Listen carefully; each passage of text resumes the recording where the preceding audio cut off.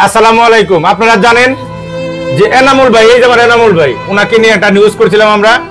এই নিউজ করার মাত্র 24 ঘন্টার ভিতরে আমরা এনামুল ভাইকে শনাক্ত করছি, তাকে উদ্ধার করে নিয়ে আসছি।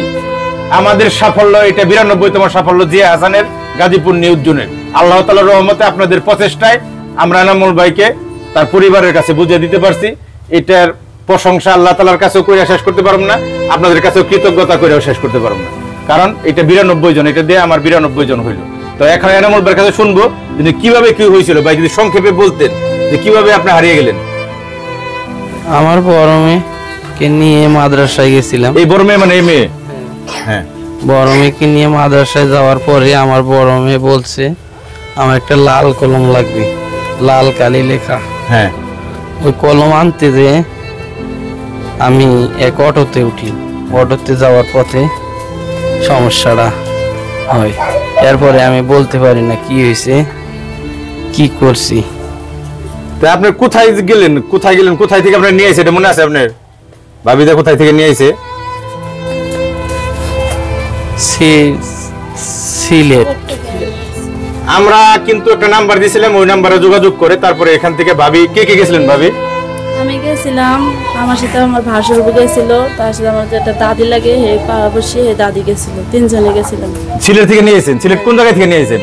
সিলেট বাস স্ট্যান্ড সাইডে যে কদমতলি। কদমতলি। তো এখন যে বাইরে ফেরত পাইছেন, ভালো লাগতেছে? হ্যাঁ, খুব ভালো লাগতেছে। এই সবাইকে একটু ধন্যবাদ দেন যারা শেয়ার করছে, খুঁজে দিল। সবাইকে ধন্যবাদ। সবাই আমার স্বামীকে খুঁজে দেওয়ার জন্য, সবাই আমার স্বামীর জন্য দোয়া করবেন, সুস্থ থাকে জানি। আসসালামু আলাইকুম। সুন্দর কথা বলছে। এই যে আমেনা যে কান ছিল, যার চোখের পানি দেখে আমারও চোখে পানি আসছিল। বাবা কেমন লাগতেছে? বাবারে পায়ে ভালো লাগতেছে? এখন বাবাকে যে তুমি হারিয়ে ফেলছিলে, সবাই তোমার জন্য দোয়া করছে, তুমি তোমার বাবারে ফেরত পাইবে। দোয়াটা আল্লাহ কবুল করছে। এই কারণে আমেনার পক্ষ থেকে আমি আপনাদের ধন্যবাদ জানাই এবং গাজীপুর নিউজ জোনের পক্ষ থেকে আপনাদের সবার কাছে আমি কৃতজ্ঞ, কারণ এই ধরনের সাফল্য আমরা বারবার সফল হইতে চাই। এই যে শরীফ ভাই, শরীফ ভাই ভালো লাগতেছে? আলহামদুলিল্লাহ ভালো লাগতেছে।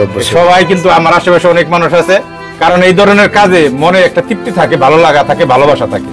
আল্লাহর রহমত আপনাদের প্রচেষ্টা, নইলে জিয়া হাসান বারবার সফল হয় না। জিয়া হাসানের এক্সট্রা কোনো কারিশমাও নয়, এক্সট্রা কোনো ক্ষমতাও নাই। আমি খুব টায়ার্ড, সারাদিন কাজ করছি, আমি যে কথা বললাম এই শক্তি পাইতেছি না। আমি ভালো থাকবেন সবাই। আপনাদের কাছে আবারও কৃতজ্ঞতা প্রকাশ করছি, আল্লাহর দরবারে শুকরিয়া আদায় করতেছি। এনামুল ভাই মতো কেউ বোকামি করেন না, হয়তো উনি কোনো একটা কিছু, আমার যেটা মনে হয় যে শয়তানের নিঃশ্বাস টিশ্বাস এই ধরনের কোনো কিছুর কবলে উনি পড়ছিল, এটা আমার ধারণা। শেষ পর্যন্ত ভাবির একটা কথা বলি। ভাবি, এই থানায় যে জিডি করছেন, এই জিডি জানাইছেন থানায়? হ্যাঁ ভাই, সুস্থ হইলে এই জিডিটা ক্লোজ করতে হবে। ঠিক আছে, সবাই ভালো থাকবেন ভাই। আপনাদের প্রয়োজনে আমার সাথে আপনারা যোগাযোগ করতে পারেন। আবার দেখা হবে আপনাদের সাথে। আসসালামু আলাইকুম।